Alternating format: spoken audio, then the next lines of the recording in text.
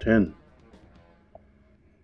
Man, when you were 15 or 16 years old, did you ever think you'd end up as a Hell's Angel?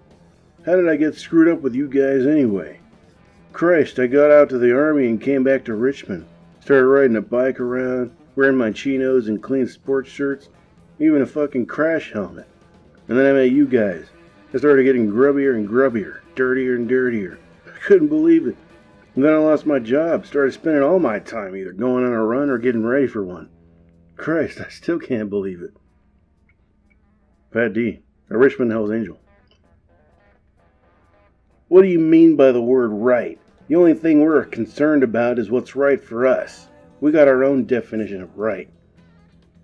A Hell's Angel, Sunken Philosophy. According to Frenchie, the run would take off at 8 from the El Adobe, a tavern on East 14th Street in Oakland. Until the autumn of 1965, the El Adobe was the unofficial headquarters of the Oakland chapter, and a focal point for all Hells Angels activity in Northern California. But in October, it was demolished to make way for a parking lot, and the Angels moved back to the Cinders Club. Early weather forecasts said the whole state would be blazing hot that day, but dawn in San Francisco was typically foggy. I overslept, and in the rush to get moving, I forgot my camera. There was no time for breakfast, but I ate a peanut butter sandwich while loading the car. Sleeping bag and beer cooler in back, tape recorder in the front, and under the driver's seat, an unloaded Luger. I kept the clip in my pocket, thinking it might be useful if things get out of hand. Press guards are nice things to have, but in a riot situation, a pistol is the best kind of safety. A pistol is the best kind of safe conduct pass. By the time I left my apartment, it was almost 8, and somewhere on the fog-shrouded Bay Bridge between San Francisco and Oakland, I heard the first radio bulletin. The Sierra County of Bass Lake is bracing this morning for a reported invasion of the notorious Hells Angels motorcycle gang. Heavily armed police and sheriff's deputies are stationed on all roads leading to Bass Lake. Madera County Sheriff Marlon Young reports helicopters and other emergency forces standing by. Neighboring law enforcement agencies, including the Kern County Sheriff's Canine Patrol, have been alerted and are ready to move. Recent reports say the Hells Angels are massing in Oakland and San Bernardino. Stay tuned for further details.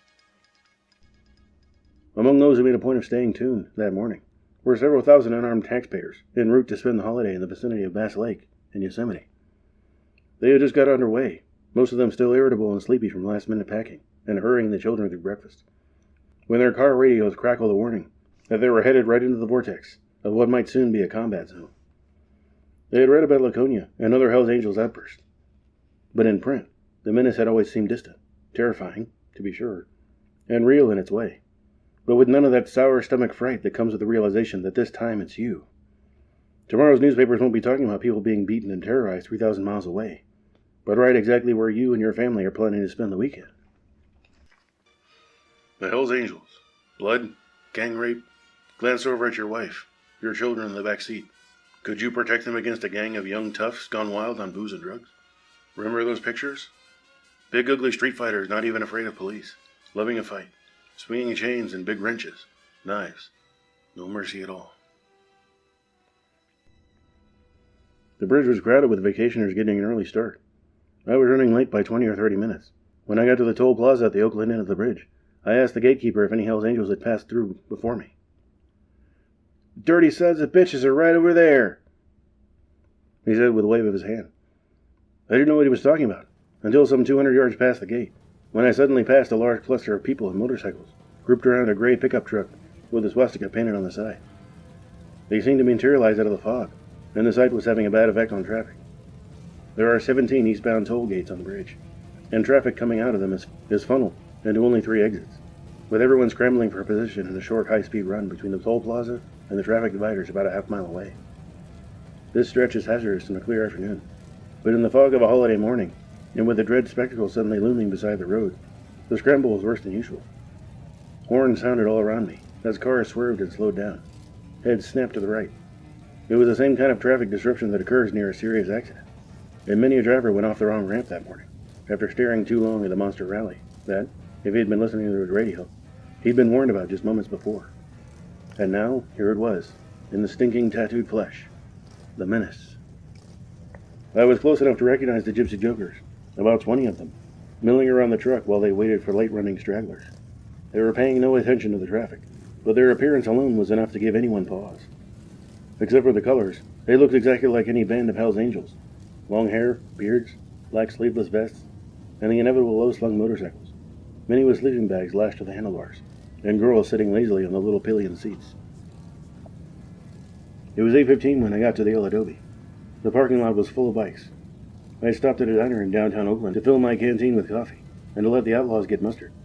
It was the Gypsy Jokers, who made up the bulk of the crowd in the Audiobook parking lot when I arrived. A group of 50 or 60 angels had already left for Bass Lake. I introduced myself, and drew a dead blank. Word had gone out that this was going to be a head-knocking run anyway, and the idea of having a rider in tow didn't groove anybody, which was understandable. But I hadn't asked the Jokers if I'd be welcome on the run in the first place, and I didn't expect them to bother me if they thought I was with the angels. Buck, a large Indian on a purple Harley, told me later that he'd peg me for a cop. The hostility was obvious, but muted. I decided to stay with the Jokers until they got underway, then try to catch up with the others. They were running a few minutes ahead, and I knew they'd be holding the speed line. A handful of angels trying to catch up with the run will often whale through traffic at 85 or 90, using all 3 lanes of the freeway, or running straight down the center line if there's no other way to pass, because they know all the cops are up ahead, watching the big formation. But when the outlaws move in a mass, under the watchful eye of the highway patrol, they maintain a legal pace that would do pride to a U.S. Army convoy. For most of the year, the Hells Angels are pretty quiet. Around home, on their own turf, they cultivate a kind of forced coexistence with the local police. But on almost any summer weekend, one of the half-dozen chapters might decide to roam on its own, 20 or 30 strong, booming along the roads to some small town with a choking police force, to descend like a gang of pirates on some hapless tavern owner, whose only solace is a soaring beer profit that might be wiped out at any moment by the violent destruction of his premises. With luck, he'll get off with nothing more than a few fights, broken glasses, or a loud and public sex rally, involving anything from indecent exposure to a gangbang in one of the booths. These independent forays often make news, but it is on their 2 major runs, Labor Day and the 4th, that the hell and headlines break loose. At least twice a year, outlaws from all parts of the state gather somewhere in California for a king-size brainbender. A run is a lot of things to the angels: a party, an exhibition, and an exercise in solidarity. You never know how many angels are there until you go on a big run, says Zorro. Some get snuffed, some drop out, some go to the slammer, and there's always new guys who've joined. That's why the runs are so important. You find out who's on your side. It takes a strong leader like Barger to maintain the discipline necessary to get a large group of Hell's Angels to the run's destination. Trouble can break out almost anywhere. The angels won't admit it, but one of the main kicks they get on a run comes from spooking and jangling citizens along the way. They'd have no problem getting from the Bay Area to Bass Lake if they wanted to travel incognito, dressed like other weekenders, and riding in Fords or Chevrolets. But this is out of the question. They wear their party clothes, making themselves as conspicuous as possible. People are already down on us because we're Hell's Angels, Zorro explained. This is why we like to blow their minds. It just more or less burns them, that's all. They hate anything that's not right for their way of living. Anybody who has ever seen the angels on a run will agree that rural Californians are likely to reject the spectacle as not right for their way of living. It is a human zoo on wheels. An outlaw, whose normal day-to-day appearance is enough to disrupt traffic, will appear on a run with his beard dyed green or bright red, his eyes hidden behind orange goggles, and a brass ring in his nose. Others wear capes and Apache headbands, or oversized sunglasses, and peaked Prussian helmets. Earrings, Wehrmacht headgear, and German iron crosses are virtually part of the uniform, like the grease-caked Levi's, the sleeveless vest, and all those fine tattoos. Mother, Dolly, Hitler, Jack the Ripper, swastikas, daggers, skulls, LSD, love, rape, and the inevitable Hell's Angels insignia. Many wear other, more esoteric decorations. Symbols, numbers, letters, and cryptic mottos. But few of these had any public meaning until the outlaws began talking to reporters. Among the first to be exposed was the numeral 13, indicating a marijuana smoker. This one is almost as common as the 1%er patch. Others, like the patch saying DFFL, dope forever, forever loaded, and the Playboy Rabbit, mocking birth control, were exposed by True Magazine, which also explained the various colored pilot's wings. Red wings indicating the wearer has committed cunnilingus on a menstruating woman. Black wings for the same act on a negress. and brown wings for buggery. California has laws against outraging the public decency, but for some reason they are rarely applied to the Hells Angels, whose very existence is a mockery of all public decency. When you walk into a place where people can see you, you want to look as repulsive and repugnant as possible, said one. We are complete social outcasts, outsiders against society, and that's the way we want it to be. Anything good, we laugh at it. We're bastards to the world, and they're bastards to us. I don't really care if people think we're bad, said another. I think this is what really keeps us going. We fight society, man, and society fights us. It doesn't bother me. There are very few angels who won't go far out of their way to lay a bad jolt on the squares, preferably to the extent of unbalancing their metabolism and causing them to shriek in their sleep for days afterward. But there is also a certain amount of humor involved. Funny Sonny once explained the angel's bizarre garb as a kind of joke. Yeah, it's a kind of joke, you know, like a giant masquerade. Which is true to some extent, but not everybody digs the angel's sense of humor, which can range all the way from belly laughs like Jackie Gleason jokes to quiet giggling at the sight of a man's face being shredded with a broken beer bottle. A weird haul at a gang's hideout. San Diego, July 8th, UPI. 4 coffins, 2 grave markers, and Nazi emblems were found Saturday at the headquarters of a motorcycle gang, where 3 members were arrested on narcotics charges. The residence also contained a throne chair, 5 feet tall, a stuffed owl, an ornamental beheading sword, and assorted motorcycle trophies, police said. I don't recall any laughter that morning at the El Adobe. Late arriving angels kept rolling in, and rather than go off on their own, they elected to stick with whatever crowd was available. Now and then, somebody would do a wheel stand across the parking lot. Others squatted on the ground making last-minute carburetor adjustments. And those with nothing else to do stood quietly beside their bikes, smoking cigarettes or sipping from one of the beer cans being passed around. Bill, the Joker's president, was deep in serious pondering of a roadmap with Dirty Ed, the president of the Hayward Hells Angels. Hutch, the Joker's vice president and chief spokesman, stood next to my car with 2 angels and listened to the newscast.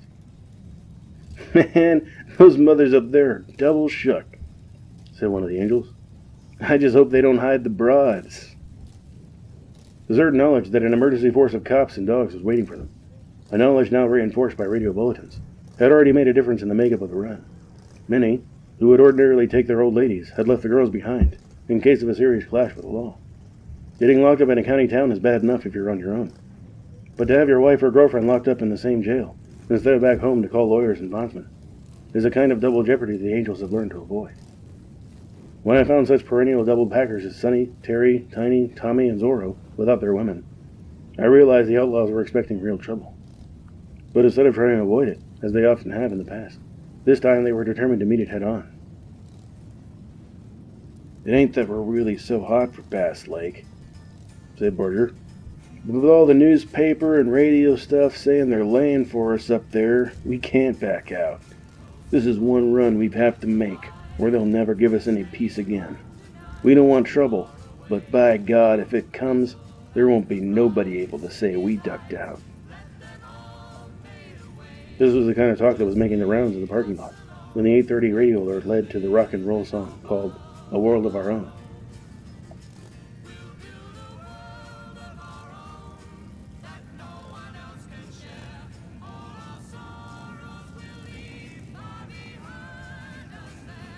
The song made the whole scene gel, as I sat there in the car, sipping coffee from an Army surplus canteen, on a mean cold morning, when all of us should have been home in bed. I tried to fit the lyrics to the scene I was a part of. At first, it seemed just like another teenage pipe dream, with a good swinging beat.